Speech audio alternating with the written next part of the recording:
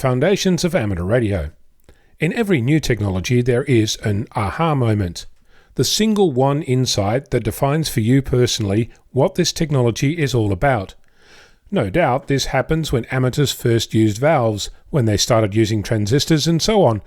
For me, that moment happened during the week. You've heard me talk about the absurd noise floor, that is, the incredible amount of local radio noise that I experience at my shack. I've been working my station portable to get away from the racket. During the week, I came across something that is likely to change that. You've no doubt heard about diversity reception. You can use two different antennas, do some fancy phase switching and make the noise go away. Now, I should clarify, at least briefly, what that looks like. Imagine throwing a stone into a lake. It makes waves. If you throw two stones into the lake at the same time, the waves get bigger. But if you were to time it just right, you could throw in one stone, then the next. If you timed it just so, the first stone would make a wave top, while the other stone made a wave trough. The two would cancel each other out. You can do the same with light. Shine a torch onto a piece of cardboard with two slits cut into it. Behind the cardboard you'll see light and dark patches where the frequencies line up and cancel each other out. Light and radio waves are part of the same spectrum, so you can do the same with radio waves.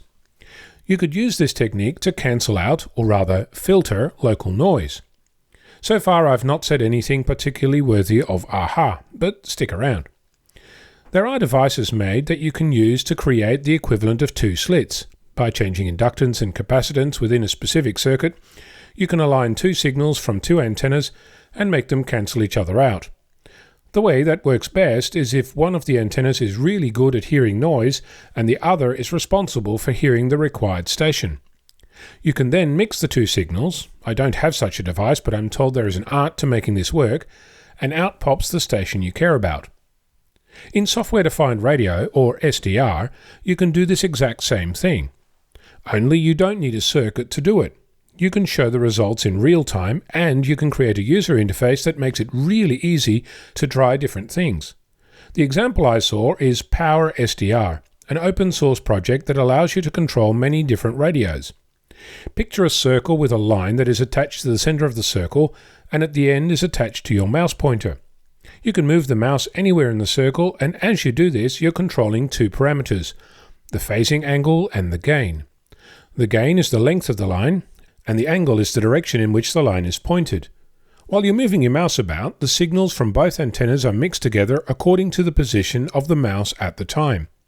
The end result is a completely interactive direct feedback loop where you can see and hear the effect of the mouse location.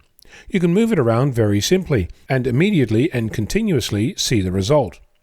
The outcome of all of this is that you can bring your noise floor down by 30 dB or more, and hear stations that were completely inaudible within the racket.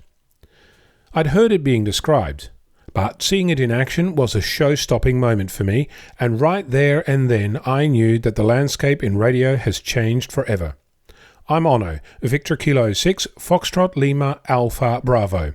This and other episodes of Foundations of Amateur Radio can be heard via podcast or download at podcasts.itmaze.com.au.